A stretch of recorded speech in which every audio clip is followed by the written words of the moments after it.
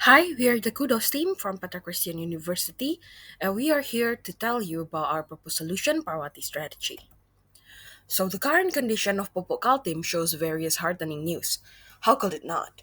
Pekate has successfully obtained a very good risk rating score and even occupies the first position in the ESG assessment in the agrochemical industry by Morningstar Sustainalytics. Furthermore, through Mr. Partrianta, as the COO, Picate has prepared the Palm Biomass co-firing and solar power plant project as a promising initiative to further reduce greenhouse gas emissions from Picate's business processes. And the most exciting news is the significant increase in Picate's revenue performance over the past few years. Unfortunately, behind this good news, there is another side that need to be revealed and faced. First, the Palm Biomass co-firing program, which is a combustion system, still emits a significant amount of greenhouse gas emission as exhaust gases, which can have an impact on the environment. Additionally, the increase in ESG scores is not only limited to environmental impacts but also includes social and corporate governance factors. Therefore, the programs that have been initiated have to be improved to be able to address the initiatives needed to ensure a green mindset among Pekate's leader in the future. Furthermore, the fantastic revenue performance in 2022 may have been influenced by highly volatile fertilizer prices globally. Therefore, it needs to be approached with caution to avoid getting caught up in euphoria. Therefore, a framework for solutions that play a more ambitious roles in improving Becate's ESG score is needed. Furthermore, the empowerment of current and future leaders at Becate should always be a continuous endeavor. Lastly, management and mitigation of various potential factors and risks need to be carried out. This lead to emergence of ambitious and comprehensive program aimed at enhancing Becate's responsibility toward ESG called Parwati.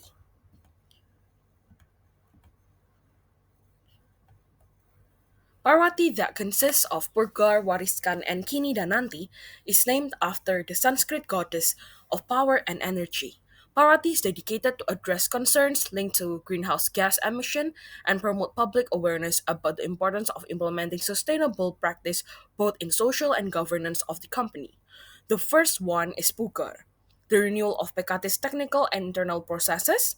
The second one is Wariskan, the cultivation of a green mindset for future leaders of Pecate. And the third one is Kinitananti, the creation and preservation of a sustainable ecosystem for today and tomorrow. Parati itself is intended to provide two primary benefits. Firstly, contributing to Indonesia's sustainability. Secondly, fostering a culture of raising awareness, and all actions implemented are part of the decarbonization journey aimed at reducing greenhouse gases emission by 2030 and increasing the ESG rating, efficiency, and value of Pecate. Pugar will solve the first primary issue related to technical and production aspects. Wariskan will solve the secondary issue related to culture and regeneration aspects and the governance inside the company. And Kini Dananti will solve the third primary issue related to environment, social, and ecosystem.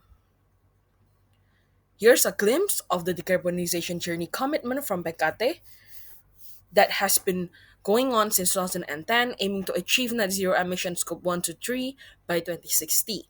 And our target is to reduce emissions by 3.5 tons by 2030 while maintaining increase in profit and business growth. And as a sign of the commitment, Pecate will provide transparency in the emission of value chains to all stakeholders. There will be three phases of the decarbonization journey. Phase one will be optimization focus.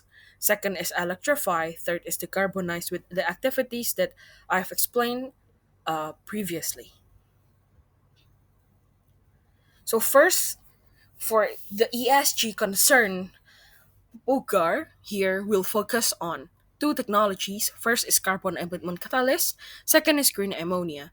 Carbon abatement catalyst is a technology that is a type of catalyst that can be used to reduce greenhouse gas that works by converting N2O into nitrogen and oxygen. This process is called selective catalytic reduction, and they have three benefits mainly. First, reduce and 2O emissions by up to 90%.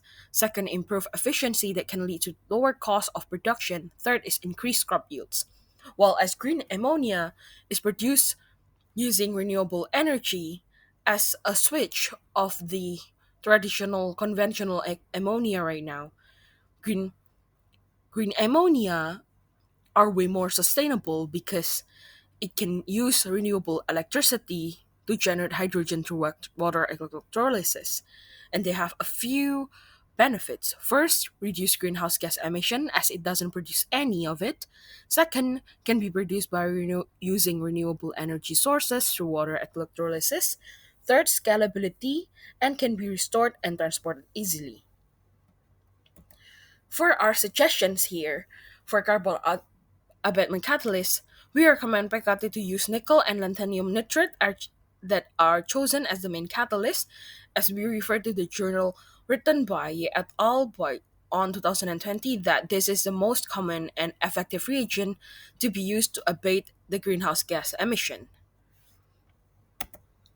And here are the calculations. In our case, we will aim 30% of greenhouse gas emission reduction with the cost calculation as shown here, with a total cost for each ton of carbon dioxide abated is 82,000 rupiah. While as for green ammonia, we can abate as much as 1.2 ton of CO2 for every two plants that we have. And it cost is 3,913 rupiah per ton carbon dioxide abated. For the Wariscan pillar, we will focus on passing the baton to the succeeding generation so that they can continue the company culture, commitment, and decarbonization journey with the same mindset and goals, with an emphasis on the human resource factor through four of these initiatives. First, Putra Putri PKT campaign. Second, scholarship for green energy and green ammonia. Third, green orientation and training and development to have green mindset for the PKT future leader. And also diversify recruitment through outreach and quota. For Kini Nanti will consist all of the actions performed that is already existing in Pekate, and we also introduce new suggestions. First is explore new initiative, which is research and development, to synthesize new ways to produce ammonia, such as green ammonia. And the second one is to establish a sustainability website for both public and intranet of the company. As we benchmark to West Farmer, one of the competitor of Pupuk in Australia, they have way better ESG rating, which is 15.4, which is categorized as low risk, and they've done this. They have transparency throughout their value chains to all their stakeholders by having a sustainability website that is complete and complex with a comprehensive data that can be accessed publicly. And Pekate should do that as part of the commitment to all the stakeholders for this ESG.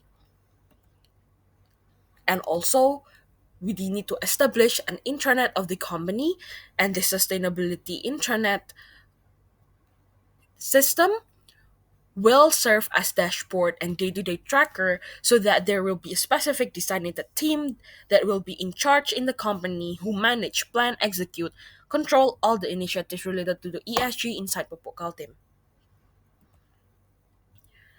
All of this cannot be done if there's no budget optimization of PKT.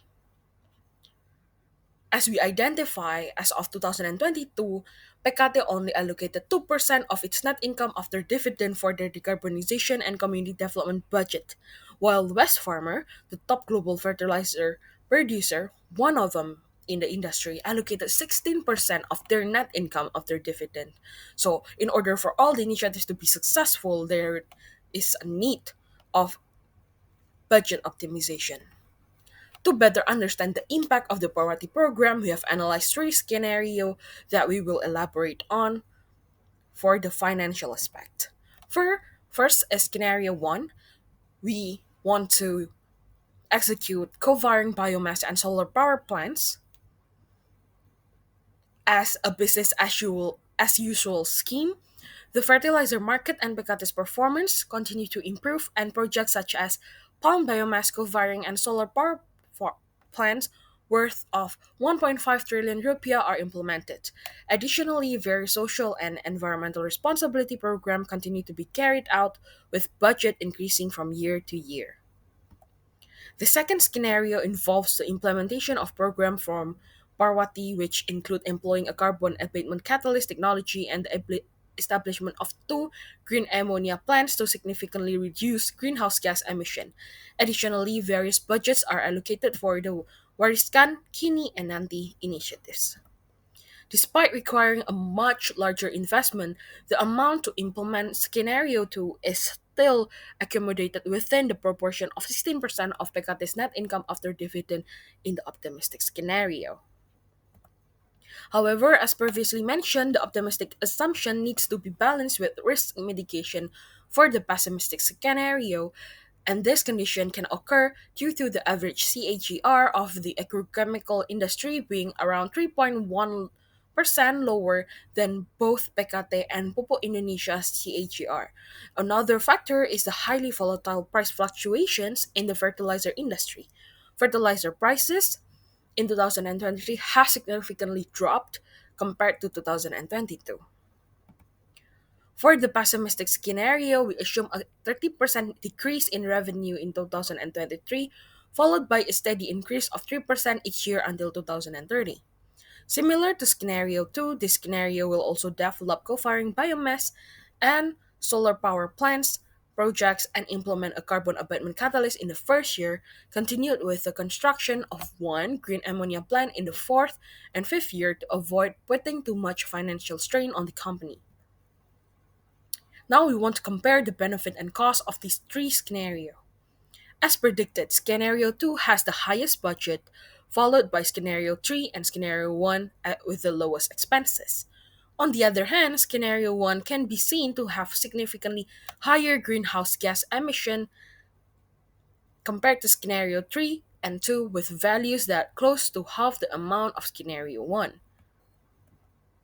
As the Ministry of Finance is planning to impose a carbon tax in Indonesia on several sectors starting in 2025, Pekate's initiative to reduce its greenhouse gas emission will prove beneficial in mitigating this liability. Thus, ultimately, the various initiatives within Poverty are expected to enable Pekate to achieve an even better ESG rating, serving as an indicator of Pekate's responsibility toward the environment, society, and communities, and the practice of responsible corporate governance.